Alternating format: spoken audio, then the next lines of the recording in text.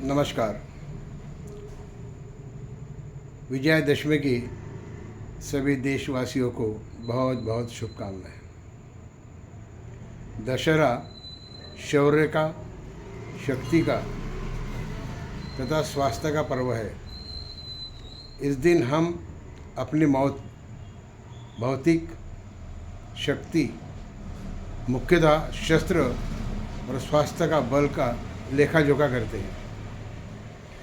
अपनी शक्तियों को विकसित एवं सामर्थ्ययुक्त करने के लिए यह दशहरा पर्व हमें प्रेरणा देता है। वैसे इस पर्व के साथ अनेकों कथाएं जुड़ी है, लेकिन मुख्यतः दुर्गा शक्ति अधिष्ठात्री देवी है। इसका इतिहास अधिक महत्व रखता है। कथा है कि ब्रह्मा जी ने असुरों का सामना करने के लिए सभी देवताओं से थोड़ी थोड़ी शक्ति जमा कर एक आदि माया शक्ति निर्माण किया था, जो असुरों पर संहार कर सके, असुरों का नाश कर सके। उसी के आधार पर शुंभ निशुंभ का वध करते हुए इस दुनिया को शांति की, सद्भावना की प्रेरणा यह पर्व देता है। समाज को हानि पहुंचाने वाले जो तत्व दुनिया में हैं, उनको नष्ट करने के लिए इन शक्तियों का उपयोग सदियों से होता चला आ रहा है। आज भी समाज में जो बुराई है उसको नष्ट करने के लिए हम जैसे गायत्री परिवार के लोग, पतंजलि परिवार के लोग संकल्प लेते हैं और एक बुराई पर अच्छाई का विजय, यह दशहरा पर्व का एक अनूठा प्रेरणादायी पर्व माना जाता है।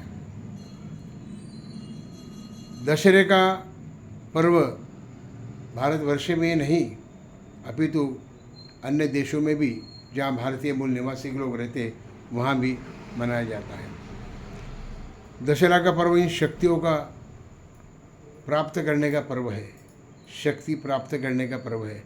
और ख़ासकर नवरात्रि का उल्लेख यदि किया जाए तो आश्विन नवरात्रि से चैत्र नवरात्रि तक, ये 6 माह का जो समय है, इस नवरात्रि में हम जो देवी की उपासना करते हैं, गायत्री चालीसा पढ़ते हैं, दुर्गा सप्तशती का पाठ करते हैं, या गायत्री मंत्र का जाप करते हैं, या कोई भी देवी शक्ति का जाप करते हैं, तो उसका असर हमारे शरीर पर होता है, हमारे मानसिकता पर होता है, हमारे विचारों पर होता है।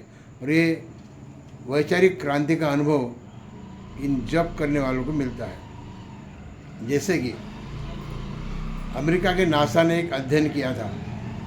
गायत्री मंत्र बोलने वाले 100 लोग और जो गायत्री मंत्र नहीं बोलते ऐसे कुछ लोग, जिन्होंने गायत्री मंत्र का अध्ययन किया, जब तब किया, उनके शरीर में एक निष्कर्ष पाया गया कि शरीर में जो एंडोक्राइन ग्लैंड है, उसके रास्ता एक स्राव निकलता है, जिससे सांस लेने की क्षमता प्रति घंटा 5 मिनट कम होती है, और जो सांस कम लेता है अधिक आयु तक जीता है। ये मेडिकल साइंस ने भी प्रमाणित कर दिया है। आज हमें इस दशहरा पर्व पर कुछ बातें सीखना चाहिए। हमारे गुरुदेव परम पूज्य श्री राम शर्मा आचार्य, जिन्होंने अखिल विश्व गायत्री परिवार का निर्माण किया, श्रद्धेय स्वामी रामदेव बाबा, जिन्होंने योग के माध्यम से, प्राणायाम के माध्यम से, योग और प्राणायाम के माध्यम से सैकड़ों राष्ट्रों को स्वास्थ्य के बारे में लाभ दिलाया, आत्मविश्वास बढ़ाया। वैसे तो इसके पहल योगा की परम पूज्य गुरुदेव पंडित श्री राम शर्मा आचार्य ने किया था। अखिल विश्व गायत्री परिवार निर्माण कर एक ऐसा प्रयोग जो मनुष्य में देवता का निर्माण हो सके, मनुष्य में देवत्व का उदय हो सके, और वो भी केवल गायत्री मंत्र के द्वारा। सही बात है, जो व्यक्ति गायत्री मंत्र का नियमित जाप करता है, मनपूर्वक ध्यान करता है, वहाँ संस्कृति का उदय होता है, विद्वत्ता बढ़ती है, ब्रेन सिस्टम पावरफुल होता है, सकारात्मक भाव निर्माण होता है, और शत्रुओं पर भी हम प्रेम बताते हुए उनको भी अपना कर सकते हैं। ये बहुत बड़ी उपलब्धि है कि हमें दूसरों की निंदा नहीं करना चाहिए और हमें जो निंदक लोग हैं उनसे भी मित्रता का भाव रखना चाहिए।